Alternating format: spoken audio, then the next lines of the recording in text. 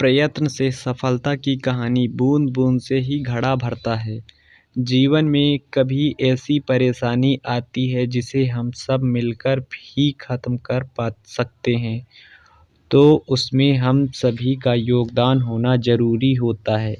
लेकिन हम क्या सोचकर अपना योगदान नहीं देते कि मेरे ना करने से क्या फ़र्क पड़ता है। आज की प्रेरणादायक कहानी यही बात सिखाती है कि हमारे एक के ना करने से क्या फ़र्क पड़ता है। प्रेरणादायक कहानियाँ प्रेरक कहानियाँ बूंद-बूंद से ही घड़ा भरता है। एक बार एक राजा जो अपने राज्य में फैली एक बीमारी से बहुत परेशान था। रोज़ बीमारी से राज्य में मरीजों की संख्या बढ़ती जा रही थी। राजा ने बहुत दूर से बड़े-बड़े वैद्य को बुलाया, लेकिन किसी को उस बीमारी के बारे में कोई पता नहीं चल सका। राज्य में बीमारी का प्रकोप इतना ज़्यादा हो चुका था कि राजा को कुछ समझ नहीं आ रहा था कि क्या किया जाए। एक दिन राजा के दरबार में एक साधु आया और राजा से कहने लगा कि अपने राज्य में जो बीमारी फैली हुई है, उसका मैं एक समाधान बताना चाहता हूँ।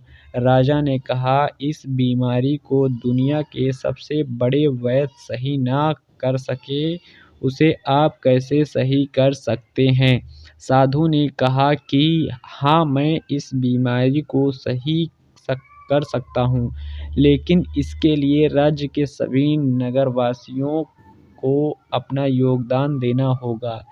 ये कोई अकेले इंसान से ठीक होने वाली बीमारी नहीं है। राजा ने साधु से कहा, ठीक है, आप समाधान बताइए। मेरे राज्य के सभी नागरिक अपना-अपना योगदान देंगे और इस बीमारी से जंग भी जीतेंगे। साधु ने कहा कि आपके राज्य में एक कुआँ है, सभी को अपनी-अपनी तरफ से 10 दिन तक रात में जाकर कुएँ में दूध डालना है और ऐसा करने से यह बीमारी खुद ही इन 10 दिनों में ठीक हो जाएगी। राजा ने ऐसा सुनकर अपने दरबार में एक दावत रखी, जिसमें अपने राज्य के सभी लोगों को बुलाया गया। संघर्ष से सफलता की कहानी। दावत के दौरान राजा ने सभी लोगों से अपील की कि राज्य में जो भयंकर बीमारी फैली हुई है, इसे खत्म करने के लिए आप सभी को एक छोटा-सा कार्य करना है। यह सुनकर सभी लोग पूछने लगे कि राजा साहब, आप बताएँ, हमें क्या करना है? राजा ने कहा कि आप सभी को राज्य में स्थित कुआँ में 10 दिन रात होने पर दूध डालना है। यही इस बीमारी का इलाज है।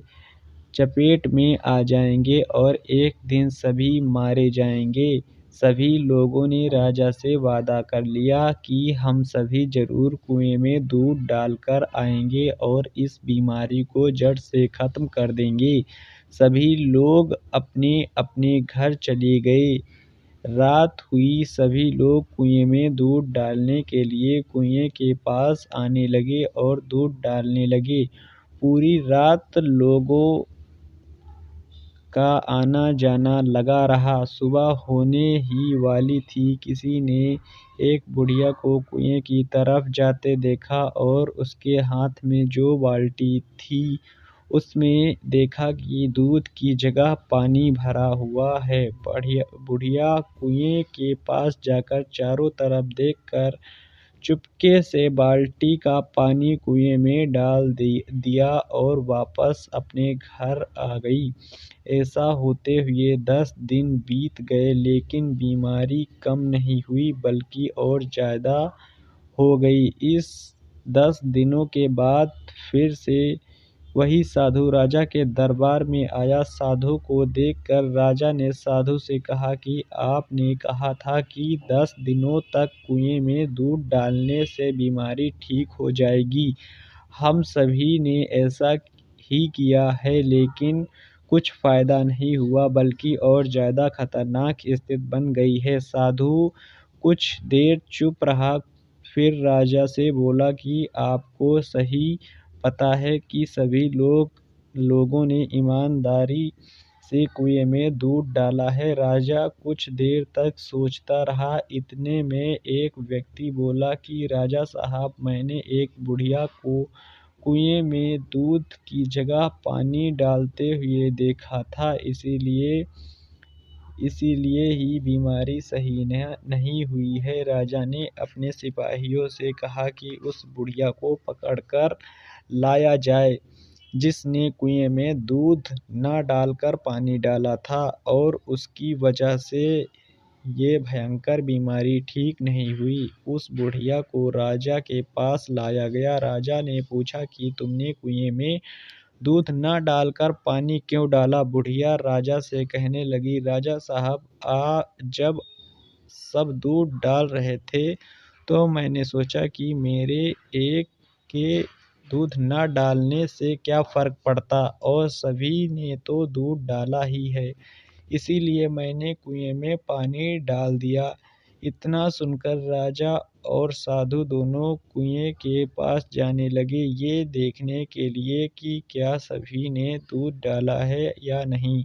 कुएं के पास जाकर देखा तो पूरा कुआं पानी से भरा हुआ था। उसमें दूध की एक बूंद भी नहीं थी, क्योंकि सभी ने उस बुढ़िया की तरह ही सोचा था कि बाकी सब तो दूध डाल रहे हैं, तो मेरे अकेले दूध न डालने